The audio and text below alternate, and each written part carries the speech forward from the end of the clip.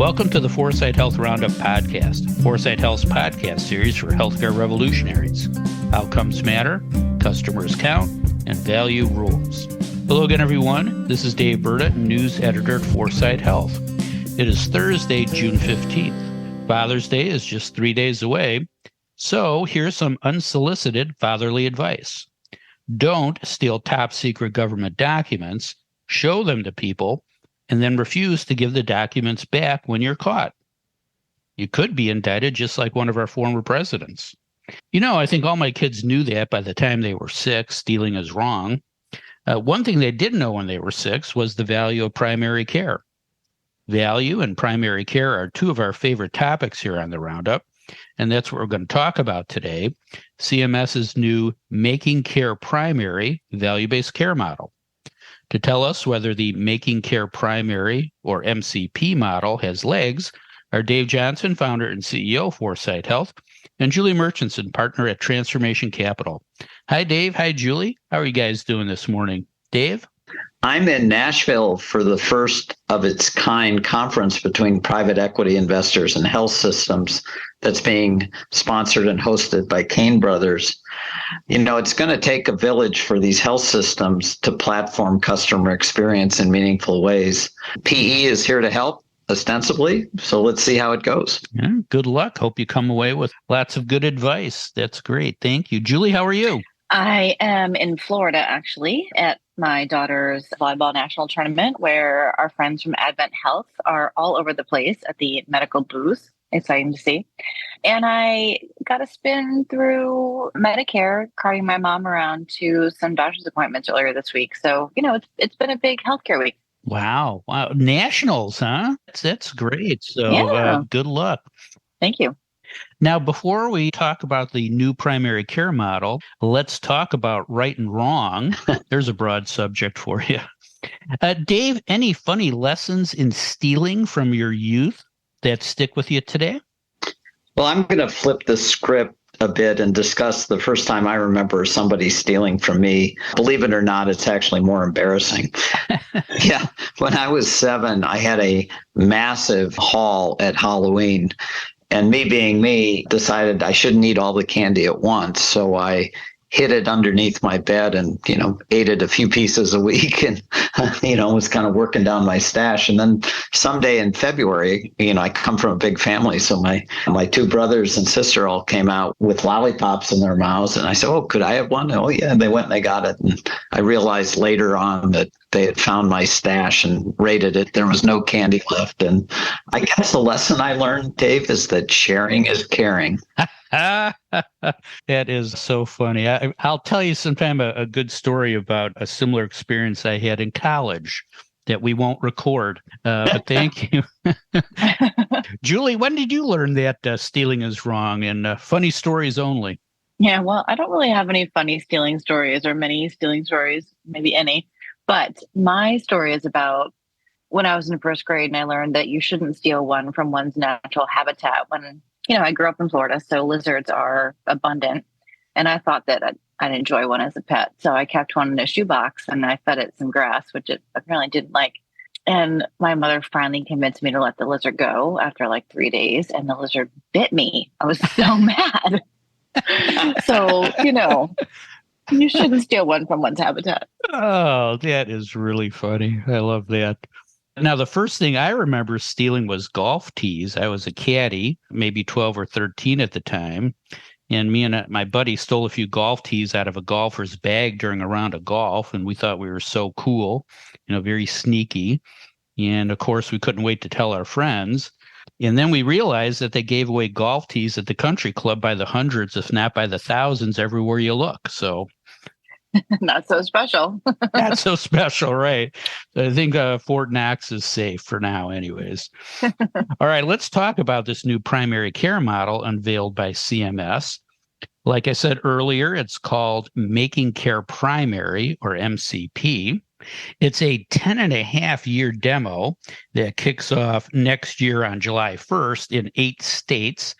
It has 3 domains that primary care practices work through on 3 tracks, with each track offering an escalated payment mechanism.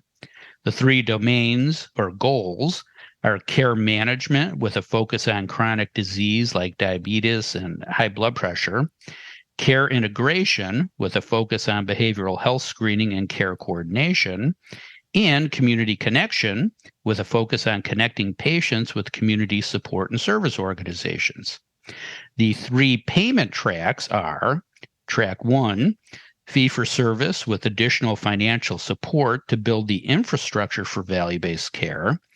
Track 2, half fee-for-service, half prospective population-based or capitated payments to implement advanced primary care. And track 3, 100% capitated payments to optimize care or care management and integration in partnerships or community connections. And of course, there'll be a lot of required reporting of performance metrics in each domain and along each track. Dave, what's your gut reaction to the new demo from a policy perspective? Is this a step in the right direction toward health and away from health care? And do you think it'll work? My gut reaction is that the Biden administration's motto in healthcare reform is make no big plans. They cause too much political turmoil. This is a big yawn as far as I'm concerned. The MCP initiative is right up there with the administration's small ball moves on health equity. They're well-meaning, I suppose, but they won't move the needle an iota in terms of improving care outcomes. 8 states, 10 years, excluding ACOs, that actually could compromise care coordination. I mean, the goals are good: care management, care integration, community connection. But don't we already know how to do that? I really don't want to waste any more of my precious time discussing the program specifics. I'm that unimpressed. So, Dave, here's what we already know for sure from enhanced primary care companies like Iora and ChenMed. They reduce medical loss ratios by 40% and improve health status for all manner of individuals in their programs.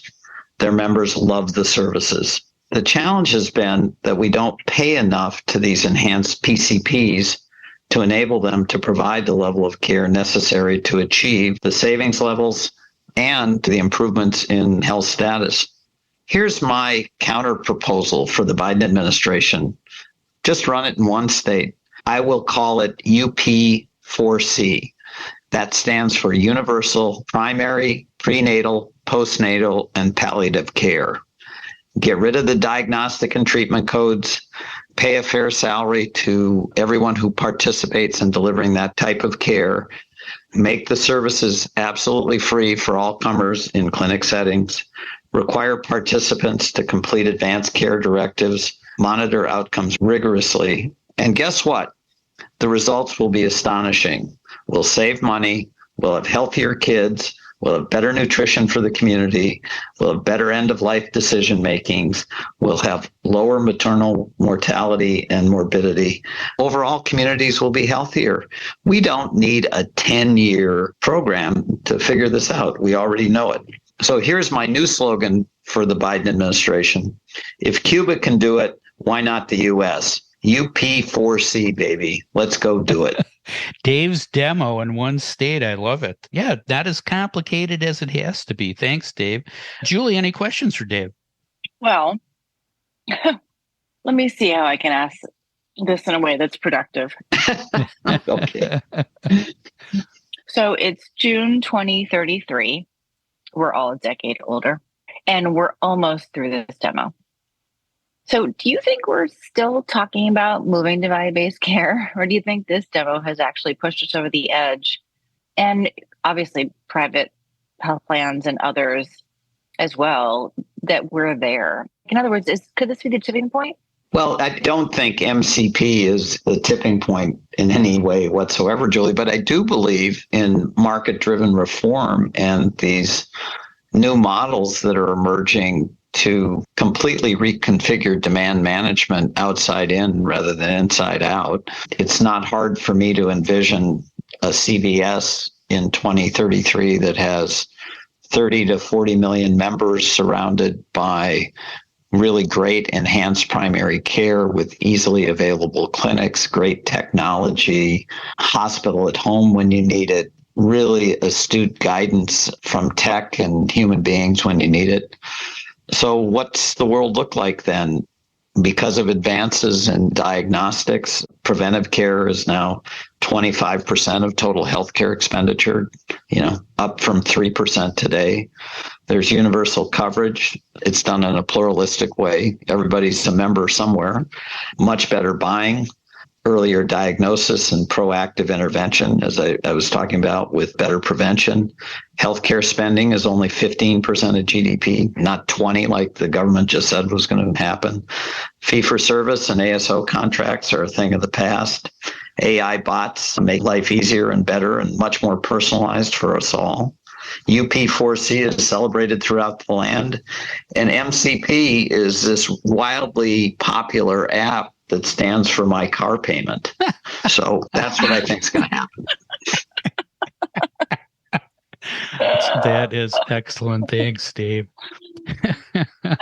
All right, Julie, it's your turn. What's your gut reaction to the new demo? From a market innovation perspective, how do you think this will affect new primary care and direct primary care models that are popping up all across the country?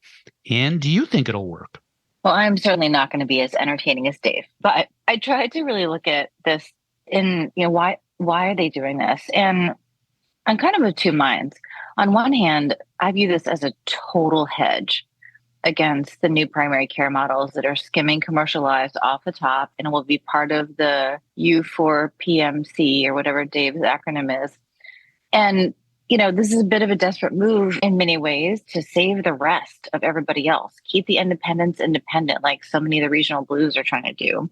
This is CMS making sure that Medicare and Medicaid recipients have some sort of primary care infrastructure to support them. And you can even tell by the people who are excluded or the organizations that are excluded from this program that they feel like some of those organizations are already taken care of.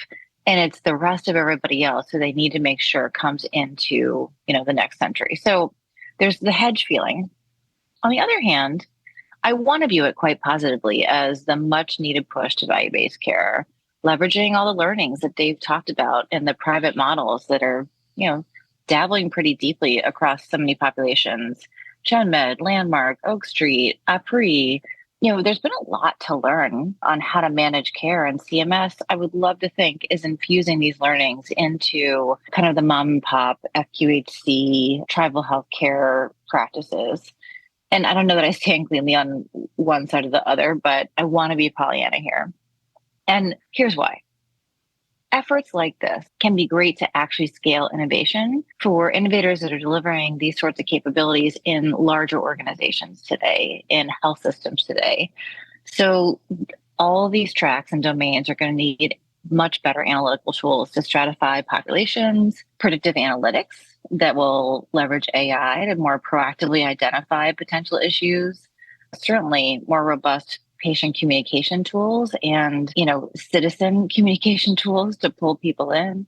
And when you kind of needle down into each of the domains, in the care management domain, there are gap closure tools today that help not just the PCPs close gaps in care, but actually help enable their front office teams, funnel some of that bonus payment to the front office teams to help close gaps in care that are not necessarily only clinical or can be supported in more of a team-based care model.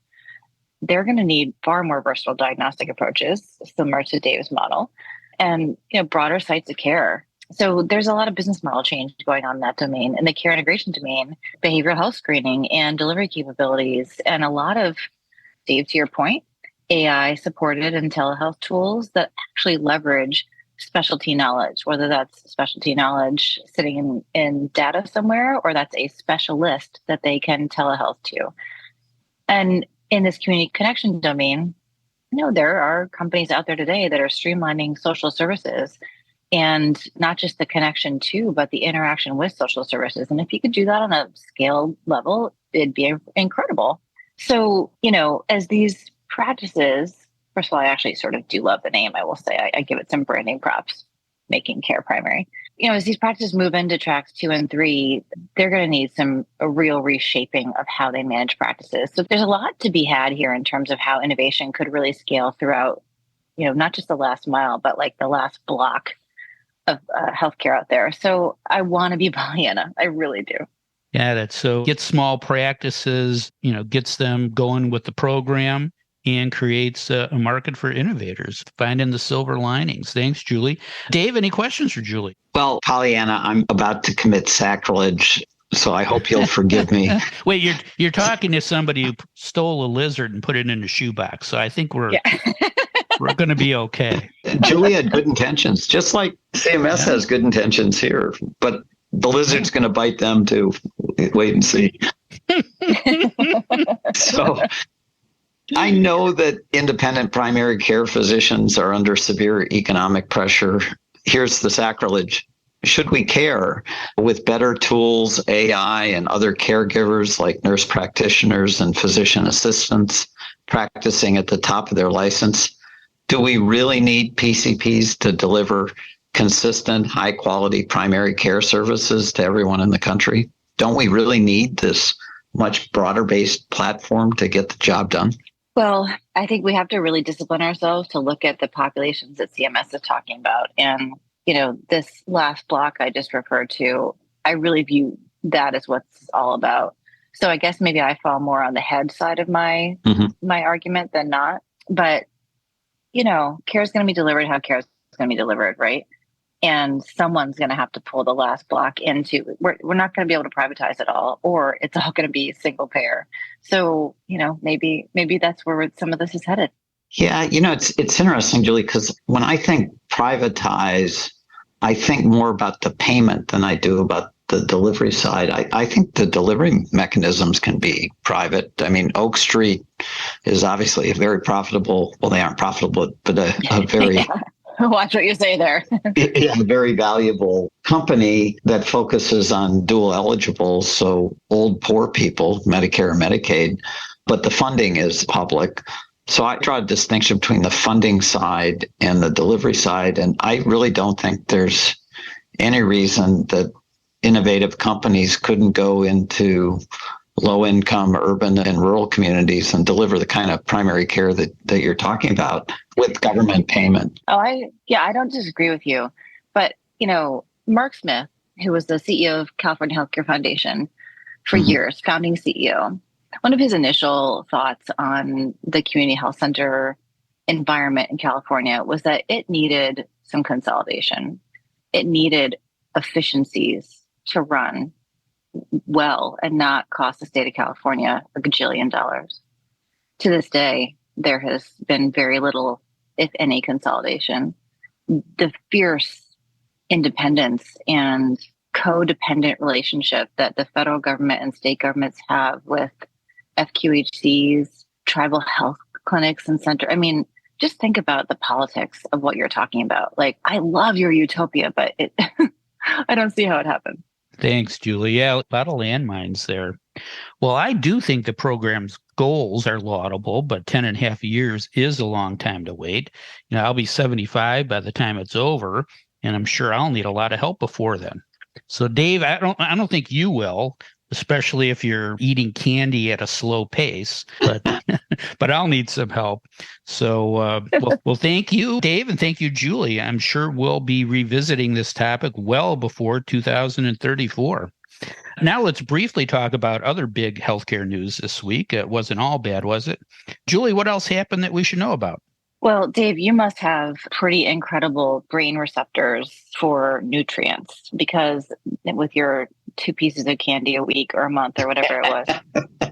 There was an article this week in some obscure publication I do not read called Nature Metabolism, but I saw a headline about it that caught my eye, that for one of the first studies on brain responses to nutrients and how they are more impaired in people with obesity. And this was a study that basically connected the fact that obesity impacts the way the brain understands the nutrients hitting the body and does not react quickly, such that there is a biological reason why that disease is happening. And I think we're seeing more and more and more of this come out. Mm-hmm. And at the same time, we're having massive shortages of Wegovy, such that some of the online providers of that drug have had to pull their marketing. So we're in a really interesting space right now around obesity and diabetes and, everything we're trying to do in that space. Yeah, prevention. Thanks, Julie. Dave, what other healthcare news do you want to share? Well, and when prevention doesn't work, drugs to the rescue. I think that might be where we're headed, which isn't all bad. Well, I'm wondering, Dave, if hospitals are back, and not necessarily in a good way, but there were two bits of news that came out this week, caught my attention. One was United Health Group seeing increased utilization, mostly in ambulatory settings. Their stock, along with other payers, plummeted. Provider stocks were up. UHG is actually down 23% over the last 5 days. HCA is up 12%. And then the national health expenditure came out with the robust prediction that healthcare will consume $7.1 trillion by 2031 and be 19.7% of the economy, so growing faster than the overall economy. I really don't think that's going to happen for a lot of reasons, but I've been wrong before. So yeah, I saw that $7 trillion figure, and that's double in less than 10 years, right? So yeah. That'll be interesting to watch. Thank you, Dave. Thank you. And thank you, Julie. That is all the time we have for today. If you'd like to learn more about the topics we discussed on today's show, please visit our website at 4sighthealth.com. And don't forget to tell a friend about the 4sight Health Roundup podcast. Subscribe now and don't miss another segment of the best 20 minutes in healthcare. Thanks for listening. I'm Dave Berta for 4sight Health.